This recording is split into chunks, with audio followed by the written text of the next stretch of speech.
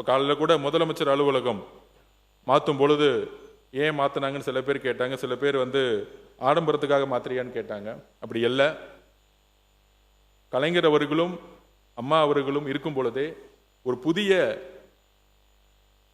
ஒரு செக்ரட்டரியேட்டை உருவாக்கணும்னு நினைச்சாங்க. தலைமை செயலகத்தையும் சட்டமன்றத்தையும் உருவாக்கணும்னு நினைச்சாங்க. அது அரசியல் சூழ்நிலை நிறைவேற்ற முடியல. அப்பயே அவங்க சொன்னாங்க, கர்நாடகாவை பாருங்க எப்படி இருக்கு தலைமைச் செயலகம், மற்ற ஊர்களை மகாராஷ்டிராவை பாருங்க, டெல்லியை பாருங்கன்னு. ஸோ நமக்கான 100 வருஷமா ஒரே பில்டிங், ஆனால் நிர்வாக மாற்றத்துக்கு ஏற்ற மாதிரி அலுவலகம் கிடையாது, சட்டமன்றம் கிடையாது. அப்போ அதுக்கேற்ற மாதிரி நம்ம ஒரு அப்டேட் பண்ணணும். அது அரசு அலுவலகங்கள் பார்த்தீங்கன்னா இந்த G+3, G+5, G+7 இந்த கான்செப்டில் தான் இருக்கு.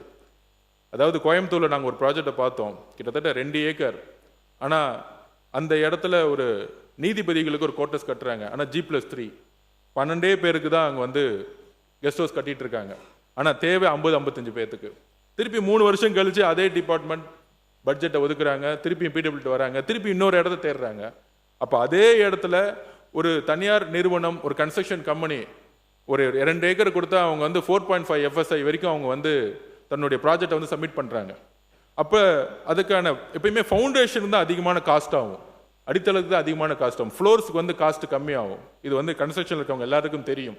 அப்போ நம்மளுடைய நிலத்தோடைய வேல்யூ தான் ரொம்ப அதிகம். அப்போ அரசோடைய நிலத்தோடைய வேல்யூவை நம்ம இது வரைக்கும் கால்குலேட் பண்ணல, சரியாக அது முறையாக பயன்படுத்தலை. ஸோ இன்னுமேட்டு மாண்பு முதலமைச்சர் சொல்லிட்டோம், அரசோடைய ஒவ்வொரு ஸ்கொயர் ஃபீட்டும் நிலம்ங்கிறது நம்ம அதுக்கான வேல்யூவை நம்ம கரெக்டாக கால்குலேட் பண்ணணும். அந்த இடத்துல கவர்மெண்ட் என்ன FSI கொடுத்துருக்காங்களோ அந்த அளவிற்கு அது 20 மாடியோ 25 மாடியோ 30 மாடி வரைக்கும் இன்னுமேட்டு அரசு துறை நிறுவனங்களை நம்ம உருவாக்கணும். ஒரு ஃபாரின் கண்ட்ரீஸ்ல இருக்கிற மாதிரி லேட்டஸ்டா PWD டிபார்ட்மெண்ட் L&D டிபார்ட்மெண்டோடையும் டாடா கன்ஸ்ட்ரக்ஷனோடையும் போட்டி போடணும். அந்த மாதிரி ஒரு நிறுவனங்களை நம்ம உருவாக்கணும். அப்படி அந்த ஒரு விஷனோட தான் PWD டிபார்ட்மெண்ட்டை நம்ம மாற்றணும்னு நினைக்கிறோம். 175 வருஷத்துக்குள்ள இந்த டிபார்ட்மெண்ட்டை ஒரு சிங்கப்பூர்ல இருக்கிற மாதிரி ஒரு கவர்மெண்ட் பில்டிங்கிறது ஒரு சிங்கப்பூர்ல எப்படி இருக்கோ, ஒரு இன்ஃபோசிஸ் பில்டிங் எப்படி இருக்கோ, ஒரு டாடா ஒரு சாஃப்ட்வேர் இண்டஸ்ட்ரி போங்க, நம்ம இங்க இருக்கக்கூடிய OMR போங்க, ஒரு இன்ஃபோசிஸ் ஆஃபீஸ், ஒரு டாடா ஆஃபீஸ் எப்படி இருக்கு, அந்த மாதிரி தலைமைச் செயலகம்லாம் உருவாக்கப்படணும். அப்ப அந்த அப்டேட்டுக்கு தான் இந்த PWD டிபார்ட்மெண்ட்டை மாத்திருக்கோம். அப்ப இனிமேட்டு இந்த G+3, G+5 கான்செப்டை முற்றிலுமாக ஒழிக்கப்படணும்னு நாங்கள் மாண்பு முதலமைச்சர்கிட்ட சொல்லியிருக்கிறோம். நம்பர் 1. நம்பர் 2, அதுக்கப்புறம் முக்கியமான இன்னொரு பிரச்சனை, கிட்டத்தட்ட 6279 உயர்நிலை மற்றும் மேல்நிலை பள்ளிகள், 177 கலை கல்லூரிகள், 11 பொறியியல் கல்லூரிகள், 55 தொழில்நுட்ப கல்லூரிகள், 98 தொழில் பயிற்சி நிறுவனங்கள், மொத்தம் 6620 கல்வி நிறுவனங்கள். மருத்துவத்துறை பார்த்தீங்கன்னா 36 மருத்துவக் கல்லூரிகள், 3 பல் மருத்துவக் கல்லூரிகள், இந்த மாதிரி கிட்டத்தட்ட 199 தாலுகா மருத்துவமனைகள், அந்த மாதிரி மொத்தம் 467 மருத்துவ நிறுவனங்கள் மற்றும் 10,547 ஆரம்ப சுகாதார நிலையங்கள் மற்றும் துணை சுகாதார நிலையங்கள், கோர்ட்ஸ், ஸ்மால் கோர்ட்ஸ், இது மாதிரி நிறைய நான் இந்த லிஸ்ட்டை நான் கொடுத்துட்றேன். இதற்கான 38 மாவட்ட ஆட்சி அலுவலர்கள், 13,772 வருவாய் ஆய்வாளர்கள் மற்றும் கிராம நிர்வாக அலுவலகங்கள், 14,283 வருவாய் மற்றும் வணிக வரித்துறை அலுவலகங்கள், 1,343 சமூக நீதி விடுதிகள், 887 நீதிமன்ற கட்டிடங்கள், 852 நீதிமன்ற குடியிருப்பு கட்டிடங்கள், சட்டமன்றம் மற்றும் தலைமைச் செயலகம், சட்டமன்ற உறுப்பினர் குடியிருப்பு, இது மாதிரி தமிழ்நாட்டில் இருக்கக்கூடிய அனைத்து கட்டிடங்களும் பொதுப்பணித்துறையால் நிர்வகிக்கப்படுகிறது. ஆனால் மாண்பு முதலமைச்சருடைய கவனத்திற்கு கொண்டு போனோம். இந்த 60-70 நாளில் துறையுடைய செக்ரட்டரிஸ், துறையுடைய எல்லாரும் கூடயும் சேரும் பொழுது இந்த ஒட்டுமொத்த டேட்டான்னு சொல்லக்கூடிய அளவுகள் சென்ட்ரலைஸ் பண்ணப்படலை.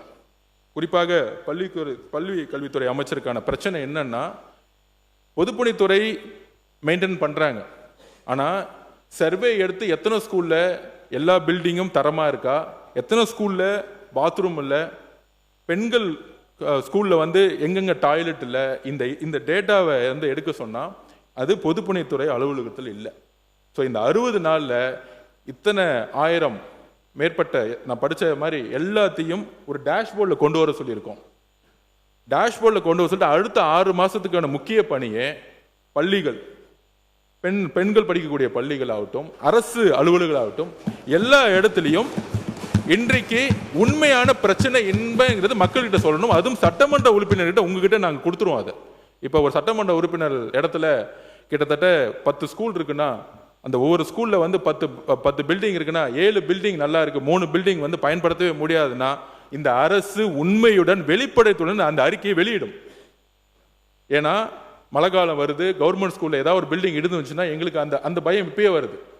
இது என்ன பிரச்சனைனா இதுக்கான மெயின்டெனன்ஸ்க்கான பட்ஜெட்டை சரியாக ஒதுக்கப்படவில்லை, ஒதுக்கியதும் சரியாக சேரவில்லை. அப்ப இதை ஒரு போர்க்கால அடிப்படையில் இத்தனாயிரம் buildings, government building, schools, medical college, மாண்புமிகு மருத்துவத்துறை அமைச்சர் அவருடைய பிரச்சனை, ஹாஸ்பிட்டல் சரியில்லை, ஒரு பிரைவேட் ஹாஸ்பிட்டல் நல்லா இருக்கு ஆனா கவர்மெண்ட் ஹாஸ்பிட்டல் அதை சிவில் ஒர்க்கை நிர்வகிக்கிறது பொதுப்பணித்துறை. அப்ப அதுக்கான பட்ஜெட் பாத்தீங்கன்னா 300 கோடி ரூபாய் இங்க இருந்து வருது, 1000 கோடி ரூபாய் இங்க வருது. அதுக்கான பட்ஜெட் பத்தல. இத்தனாயிரம் ஸ்கூல்ஸ், இத்தனாயிரம் மருத்துவமனைகள், government building, court, small courts, எல்லாத்துக்கும் நீதிமன்றங்கள், எல்லாத்துக்கும் சரியான பட்ஜெட் இல்லாதனால பெயரளவுக்கு பட்ஜெட்டை ஒதுக்கி அதை ஒரு மெயின்டெனன்ஸ் மட்டுமே செய்யும் பொழுது கிட்டத்தட்ட அதோட அறிக்கை இன்னும் 3 மாசத்துல வந்துடும். எனக்கு கிட்டத்தட்ட 1000 கணக்கில் இருக்கு. இதை எல்லாம் சென்ட்ரலைஸ் பண்ணி டேஷ்போர்ட் கொண்டு வந்து சட்டமன்ற ரீதியாக அதை பிரிச்சு சட்டமன்ற உறுப்பினர்களுக்கு எந்தெந்த பில்டிங் எங்கெங்க இருக்குங்கிறத டேட்டாவை கையில கரெக்டா கொடுத்து சாம்சங் டேப் மூலமா கையில கொடுத்துட்டு அவங்க கையில கொடுத்து அவர்கள் அந்த இடத்த எந்த அளவிற்கு பணி நேர்மையுடன் அந்த மெயின்டெனன்ஸ் ஒர்க் செய்யுங்கிற ரிப்போர்ட்டை சட்டமன்ற உறுப்பினர்கள் தாக்கல் செய்யணும். அந்த அளவுக்கு வெளிப்படை தன்மையுடன் இந்த மெயின்டெனன்ஸ் ஒர்க்கை ஊழல் இல்லாமல் மாண்பு முதலமைச்சர் உருவாக்க சொல்லியிருக்கார். இதுதான் பிடபிள்யூட முக்கியமான ஒர்க். புதிய பில்டிங் கட்டுறது ஒரு புறம் இருந்தாலும் ஆல்ரெடி நம்ம உருவாக்கின ஆயிரக்கணக்கான இந்த பில்டிங்கான மெயின்டெனன்ஸ் சரியில்லை. அதனால தான் கவர்மெண்ட் ஹாஸ்பிட்டல் போனா ஒரு பிரைவேட் ஹாஸ்பிட்டல் மாதிரி கிளீனா இல்லை. அதனால தான் ஒரு கவர்மெண்ட் ஸ்கூலுக்குள்ள போனா ஒரு பிரைவேட் ஸ்கூல் மாதிரி இல்லை. ஏன்னா வருஷம் ஒவ்வொரு 3 மாதத்துலையும் இதை மெயின்டெனன்ஸ் பண்ணியிருக்கணும், சரியாக மெயின்டெனன்ஸ் பண்ணப்படலை. இந்த ஒர்க்கை வந்து நாங்கள் இது ஒரு முக்கிய குறிக்கோளாக நாங்கள் கொண்டு வர போகிறோம். பிளே ஸ்டோர் மற்றும் ஆப் ஸ்டோரில் இருந்து பாலிமர் செயலியை QR கோடு மூலம் பதிவிறக்கம் செய்யுங்கள். செய்திகளை உடனுக்குடன் பெறுங்கள்.